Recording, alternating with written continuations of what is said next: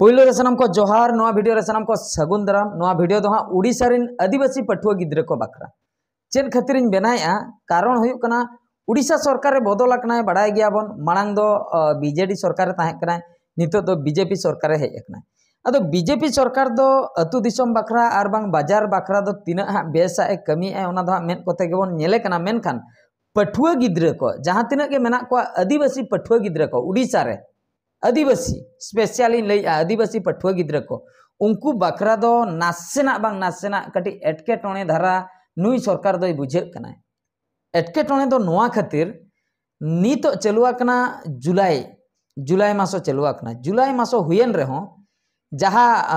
गिद्रा जो स्कॉलरशिप को नाम दो अब पोस्ट मैट्रिक स्कॉलरशिप नितो धबिते अडिगान गिद्रा अवरी को नामा किचुगान को नाम का ओना दो इन आंजम बड़ा का मेनखान अडिगान दो बांग को नाम का तो नोआ वीडियो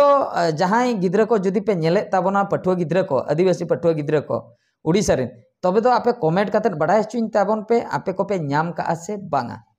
अदो इन दो हाँ इन चलाते कंपेयर का कोइन जतो हर इन चलाते मेन दो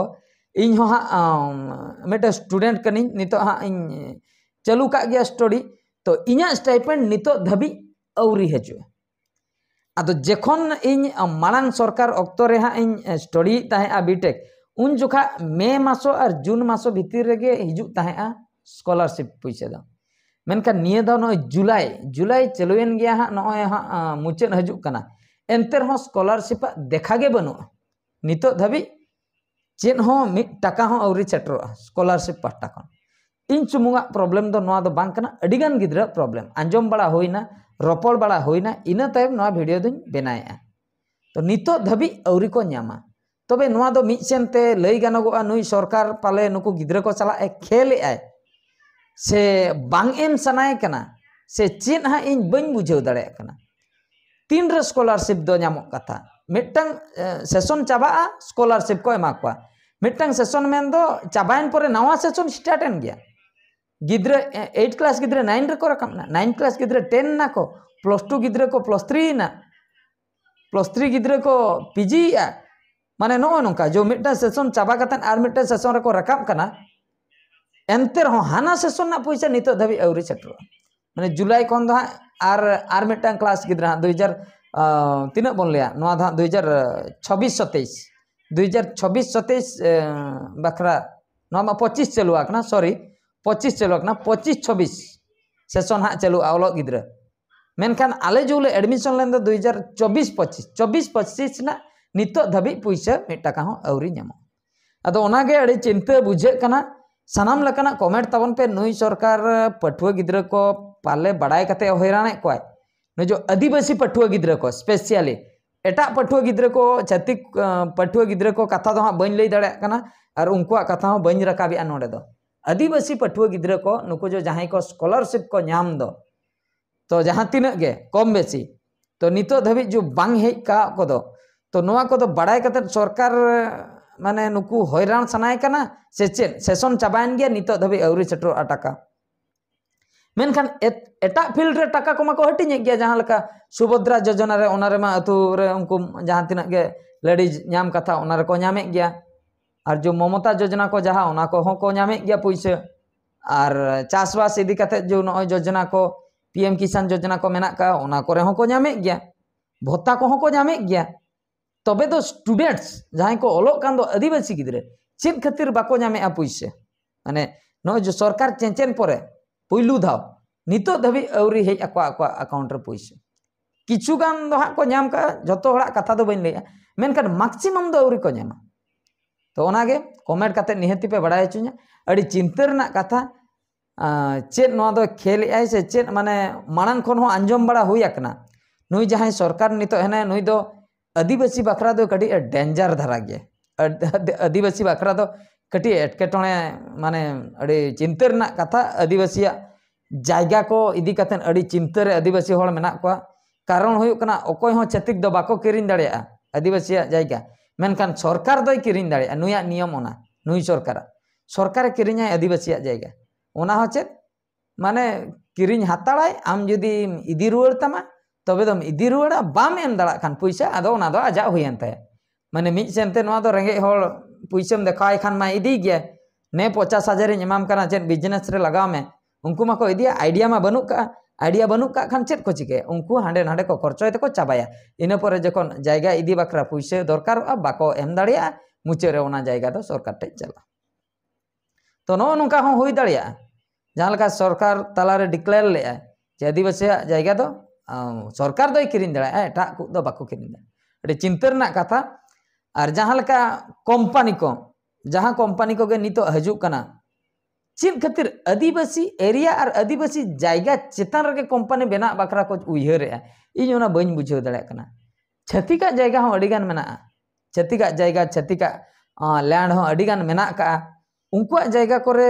ओना कंपनी को बेरेन बकरा ओना को बाको उयहरे कि फॉरेस्टर डिपार्टमेंट रे अडिगान उनका जंगल जमी को मेना का ओना को फैक्ट्री बनाव पे ओना बकरा हो बाको उयहरे मेनखान जहाँ करे आदिवासी जगह आदिवासी होड़ मेना को ओना एरिया रे कंपनी बनाव सनाए को ओंडे बनाव लेखान दो आदिवासी होड़ा तो चेत डेवलप आदिवासी होड़ को चक्रिया एचआर पोजीशन रे को दुड़ुबा से उनी चीफ इंजीनियर लेकाते कमिया बांग कमिया को चेत को कमिया जोनो साब काते जोगा को राचा को जोगा चाहा को अगुआ को पियोन बाका दो सिक्योरिटी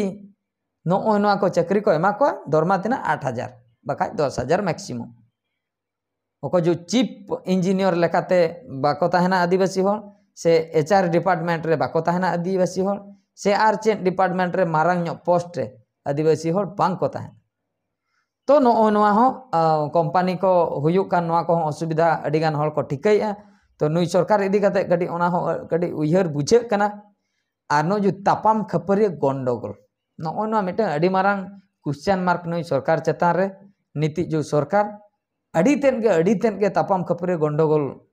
माने सेटर चाबा कना हुयुक कना सुर सुर रे बोतर गे बुझे कना जहां से चला आदो ओनागे मित कथाइन लिया नुकु सरकार को जुदी नोआ वीडियो पे नेले ताबना दया कते नुकु जहां पटुआ को मेना को आदिवासी पटुआ को उड़ीसा रे उनको सला दो उनको कैरियर सला दो आलो पे खेला तो उनको तो ठीक टाइम रेगे स्टाइपेंड और बांग स्कॉलरशिप को दो एमा को पे चेदा से मांगी सरकार मा ठीक टाइम रेगे एमा को कान ताहे सेशन चाबायना एम तरा को नो मा आर मिटे नवा सेशन स्टार्ट एन गया एनते रहो मारे पैसा गे औरी को न्यामा नो आडी चिंता रना कथा तो सरकार नोआ चेता रे गडी उयहर अचुर दरकार अब जहाँ तीन गे जहाँ करे ऑफिस में एससी एसटी वेलफेयर ऑफिस को ओना कोरिन जहाँ को चाकरी का उनको को नेल दरकार ना को बड़ाई दरकार आपे चेद खातिर उना पे लेट एमा को पे लगन धरा पैसा स्कॉलरशिप पैसा दो सेई तो पे एमा को गया तायम ते इना उयहर